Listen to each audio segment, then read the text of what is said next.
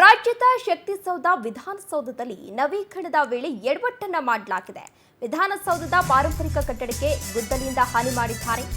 ರಾಜ್ಯದ ಶಕ್ತಿಸೌಧ ವಿಧಾನಸೌಧದಲ್ಲಿ ನವೀಕರಣ ವೇಳೆ ಎಡವಟ್ಟು ಮಾಡಲಾಗಿದೆ.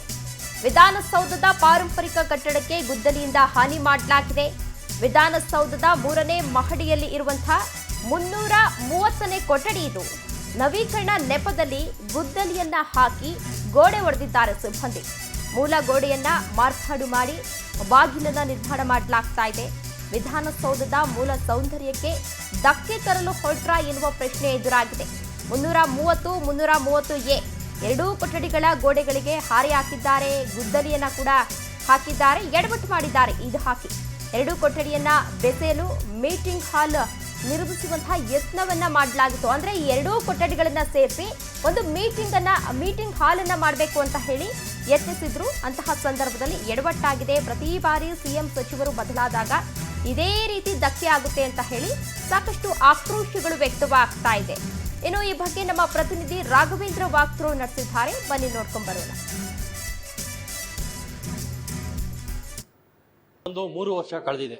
ಅದು ಸಹ ವಿಧಾನಸೌಧದ ಕೊಠಡಿಗಳ ನವೀಕರಣ ಇನ್ನೂ ಸಹ ಸಾಗ್ತಾ ಇರ್ತಕ್ಕಂಥದ್ದು. ಇದೀಗ DK ಶಿವಕುಮಾರ್ ಅವರು ಸಿಎಂ ಆದ ಬಳಿಕ 40 ದಿನದಲ್ಲಿ ಇದೀಗ ಮತ್ತೆ ಹೊಸ ಕೊಠಡಿಗಳನ್ನ ಹೊಸ ಸಚಿವರಿಗೆ ಹಂಚಿಕೆ ಮಾಡಲಾಗಿದೆ.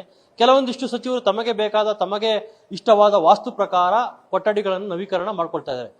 ಪ್ರಮುಖವಾಗಿ ಈಗಿರ್ತಕ್ಕಂತಹ ಪ್ರಶ್ನೆ, ವಿಧಾನಸೌಧದ ಯಾವುದೇ ಗೋಡೆಗೂ ಸಹ ಗುದ್ದಲಿಯನ್ನು ಹಾಕದೇ ಆಗ್ಲಿ ಚಲ್ಕೆಯನ್ನು ಹಾಕದಾಗ್ಲಿ ಸಹ ಮಾಡೋದಿಲ್ಲ. ಆದ್ರೆ ಇಲ್ಲಿ ಎಲ್ಲವನ್ನೂ ಸಹ ಗಾಳಿಗೆ ತೂರಿರ್ತಕ್ಕಂಥ ಸಿಬ್ಬಂದಿ ಗುದ್ದಲಿ ಹಾಕಿದ್ದಾರೆ ಅನ್ನೋದು ಇದೀಗ ಸಾರ್ವಜನಿಕ ವಲಯದಲ್ಲಿ ಕೇಳಿಬಂದಿರ್ತಕ್ಕಂಥ ಆರೋಪ. ಯಾವ ರೀತಿ ಹಾಕಿದ್ದಾರೆ ಬನ್ನಿ ನೋಡೋಣ.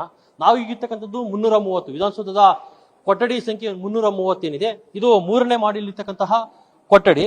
ಈ ಕೊಠಡಿ ಈಗ ಸಾಕಷ್ಟು ಚರ್ಚೆಗೆ ಕಾರಣವಾಗಿರ್ತಕ್ಕಂಥದ್ದು. ನಾವು ನೋಡ್ತಾ ಇರಬಹುದು, ಇದು ಸಂಪೂರ್ಣವಾಗಿ ರಿನೋವೇಷನ್ ಅನ್ನ ಈ ಒಂದು ಕೊಠಡಿಯಲ್ಲಿ ಮಾಡ್ತಾ ಇರ್ತಕ್ಕಂಥದ್ದು.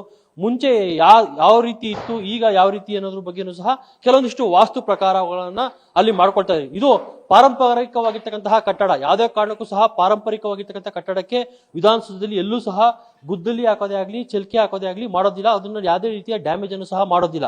ಆದ್ರೆ ಈಗ ಈ ಆಕ್ರೋಶಕ್ಕೆ ಕಾರಣವಾಗಿರ್ತಕ್ಕಂಥದ್ದು ಈ ಪಾರಂಪರಿಕ ಕಟ್ಟಡಕ್ಕೆ ಗುದ್ದಲಿ ಹಾಕಿ ಅದನ್ನ ಒಡೆದು ರಿನೋವೇಷನ್ ಅನ್ನ ಮಾಡ್ತಾ ಇದ್ದಾರೆ ಅನ್ನೋದು ಇದೀಗ ಚರ್ಚೆಗೆ ಬಂದಿರ್ತಕ್ಕಂತಹ ವಿಚಾರ. ಹೀಗಾಗಿ ಏನು ಕಾಂಗ್ರೆಸ್ ಸರ್ಕಾರದಲ್ಲಿ ಬರೀ ವಾಸ್ತುಗಳನ್ನ ನಂಬಿಕೊಂಡು ಸಚಿವರು ಕೆಲಸ ಮಾಡ್ತಾ ಇದ್ದಾರೆ, ಜನರ ಕಷ್ಟಗಳಿಗೆ ಆಗ್ತಾ ಇಲ್ಲ ಅನ್ನೋದು ಸಹ ಸಾಕಷ್ಟು ಟೀಕೆಗೆ ವ್ಯಕ್ತವಾಗ್ತಾ ಇರ್ತಕ್ಕಂಥದ್ದು. ಈಗ ನೋಡ್ತಾ ಇರ್ಬೋದು, ಇಲ್ಲಿ ಮುಂಚೆ ಒಂದು ಸಹ ಬಾಗಿಲಿತ್ತು ಸಹ, ಅದೇ ಬಾಗಿಲನ್ನ ಮತ್ತೆ ಒಡೆದು ಮತ್ತೆ ಮಾರ್ಪಾಡು ಮಾಡಿ ಮತ್ತೆ ಹೊಸದಾಗಿ ಬಾಗಿಲನ್ನು ಇಡ್ತಾ ಇರ್ತಕ್ಕಂಥದ್ದು. ಅಲ್ಲಿ ಗೋಡೆ ಇತ್ತು, ಆ ಗೋಡೆನ ಸ್ವಲ್ಪ ಮಟ್ಟಿಗೆ ಹೊಡೆದಿದ್ದಾರೆ ಅನ್ನೋದು ಸಹ ಇದೀಗ ಕೇಳಿ ಬಂದಿರ್ತಕ್ಕಂಥ ಆರೋಪ. ಜೊತೆಗೆ ನಾವೀಗ ಮುಂದೆ ಹೋಗ್ತಾ ತೋರಿಸಬಹುದು, ಇದು ಏನೋ ಡೈನಿಂಗ್ ಹಾಲ್ ತರ ಆದ್ರೆ ಇನ್ನೊಂದು ರೂಮ್, ಅಂದ್ರೆ ಯಾರೇ ಆಗ್ಲಿ ಸಿಬ್ಬಂದಿಗಳಿಗೆ ಆಗ್ಲಿ ಅಧಿಕಾರಿಗಳಿಗೆ ಆಗ್ಲಿ ಇರ್ತಕ್ಕಂತಹ ಒಂದು ರೂಮು. ಈ ರೂಮು ಜೊತೆಗೆ ಶೌಚಾಲಯ ಸಹ ಈ ರೂಮ್ ನಲ್ಲಿ ಇದೆ. ಅಲ್ಲೂ ಸಹ ಹೊಸದಾಗಿ ಎಲ್ಲವೂ ಸಹ ನವೀಕರಣವನ್ನ ಮಾಡಿರ್ತಕ್ಕಂಥದ್ದನ್ನ ನಾವು ನೋಡಬಹುದಾಗಿದೆ. ಪ್ರಮುಖವಾಗಿ ಏನೋ ಒಂದು ಫುಲ್ ಇರ್ತಕ್ಕಂತಹ ಹಾಲ್ ನಲ್ಲಿ ಅರ್ಧಕ್ಕೆ ಇಟ್ಕೆಗಳನ್ನ ಜೋಡಿಸಿ ಪಾರ್ಟ್ ಗಳಲ್ಲಿ ರೂಮ್ ಗಳನ್ನ ಮಾಡ್ಕೊಂಡಿದ್ದಾರೆ.